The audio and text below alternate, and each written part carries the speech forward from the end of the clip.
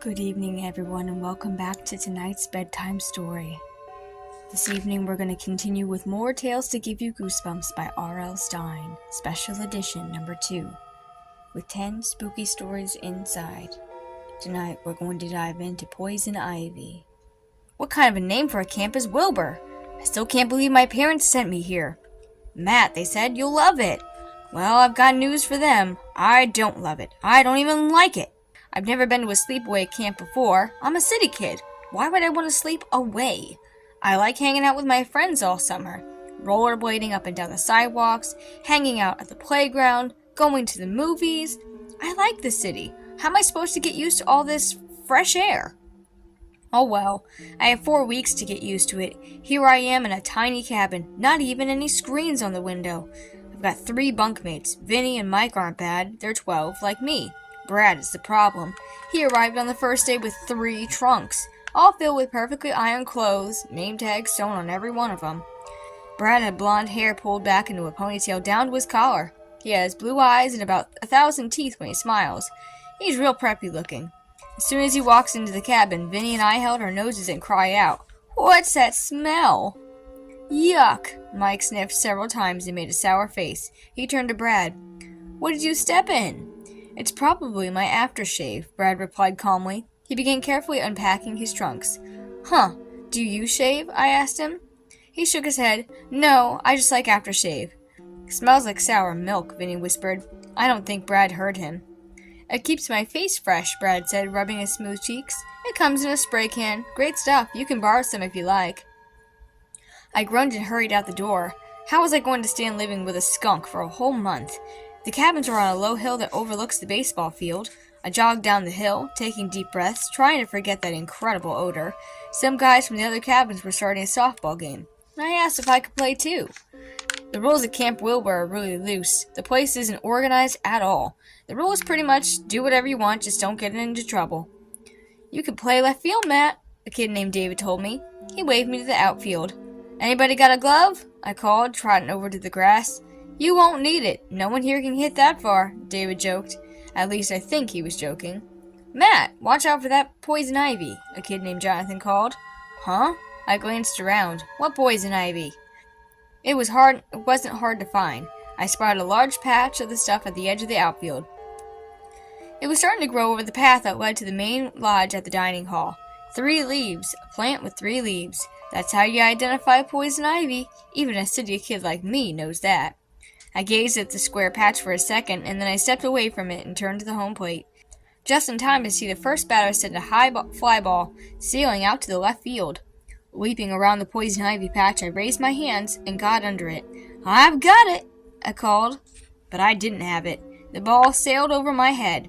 By the time I chased it down, the batter had run the bases and was sitting in the grass, drinking a Coke. I told you, I hate camp. That night I was awakened by a loud scratching sound. I sat up in my bed and listened.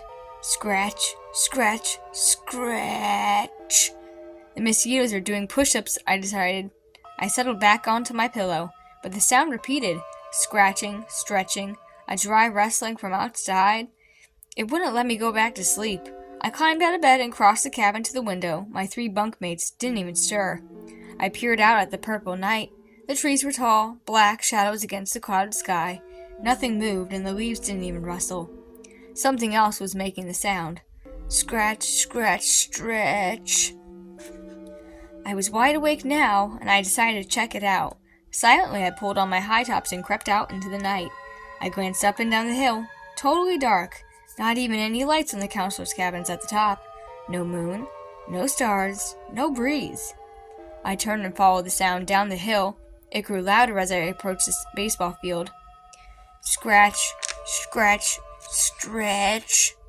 I pictured giant snakes as long as trains stretching across the grass. What would be making that weird sound? I stepped on the outfield and the grass was wet from the heavy dew. My sneakers slipped and slid. What am I doing out here? I asked myself. Has all this fresh air warped my brain?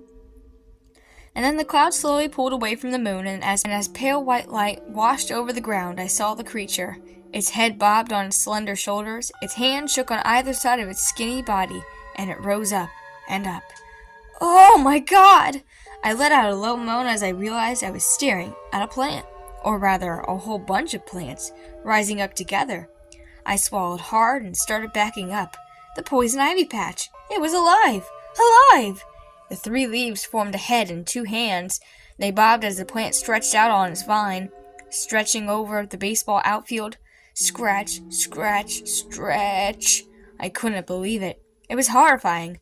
Long tendrils reached out toward me, curling through the darkness, and I turned and ran.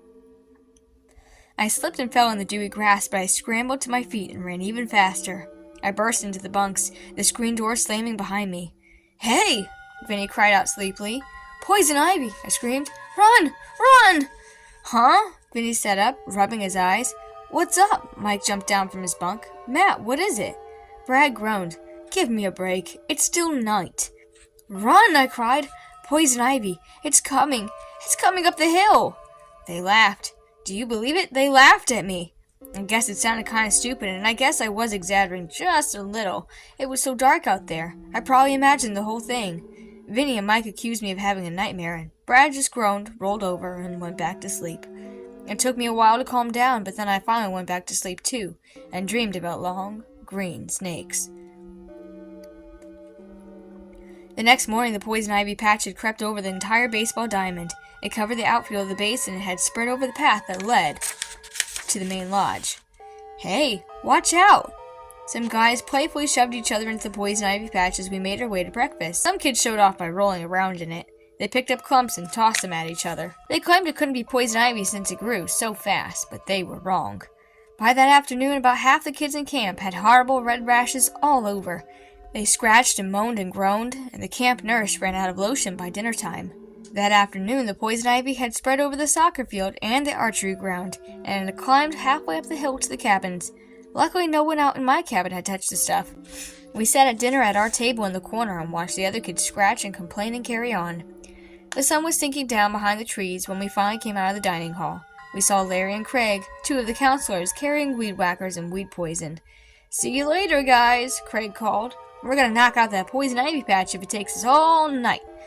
Craig and Larry slapped each other a high five, and I watched them make their way into the evening mist, heading towards the poison ivy, and we never saw them again. Late that night, all 4 of us in the cabin were awakened by frightening scratching, stretching sounds. We hurried to the window and peered out. A thick fog had lowered over the hill. We couldn't see a thing. I shivered. The scratching sounds were really close. I wondered if I looked as scared as Vinny, Mike, and Brad. We went back to bed, but I don't think any of us could fall asleep. The next morning, I warily pulled myself out of bed, slipped into the t-shirt and shorts I had worn the day before, still yawning, and I crossed the cabin door, starting to push it open and push harder and harder, but the door was stuck. "Hey, what's up?" Vinny called, yawning. I told him the problem. "I can't get out of the door." "Then climb out the window," he suggested. "Good idea." I turned to the window. "Oh no," I shrieked. I wondered why it was so dark this morning. The window was completely covered over, covered by a thick curtain of poison ivy. It climbed up here," I stammered, pointing. My 3 friends were on their feet now. We were all wide awake, staring at the heavy curtain of leaves that blocked out the light. "The poison ivy must have grown over the door too," Vinny cried. As we stared in horror, the ivy started poking into the cracks of the cabin. Long tendrils uncoiled and reached in for us. "Help! Somebody help!" Brad shrieked. "Come on," I cried. "Let's all try for the door." Vinny, Mike, and I ran to the door and started to shove. We lowered our shoulders to the door and pushed with all of our might. Brad hung back, clinging to a wall, trembling in fright. I turned and saw the ivy tendrils reaching into the cabin. We pushed again, a desperate shove. Yes! The door budged! Just an inch. We could see the thick poison ivy had grown over the entire cabin. Don't touch it," Mike cried. "Brad, come help us," I called to him. "Hurry, we moved it an inch, but we really need your help." "Hurry, we've got to get out of here," Vinny urged, his eyes on the uncoiling tendrils. Brad obediently joined us at the door. "Everyone push on the count of 3, I cried. 1, 2... Brad stepped into the front and lowered his shoulders to the door, and to our surprise, the poison ivy appeared to creep back.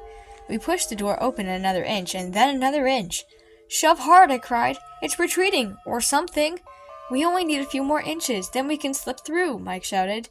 Brad leaned forward, and the plant backed up. Brad leaned further, and the plant moved away again. The plant moved back. Why is it doing that? Brad asked, turning to us.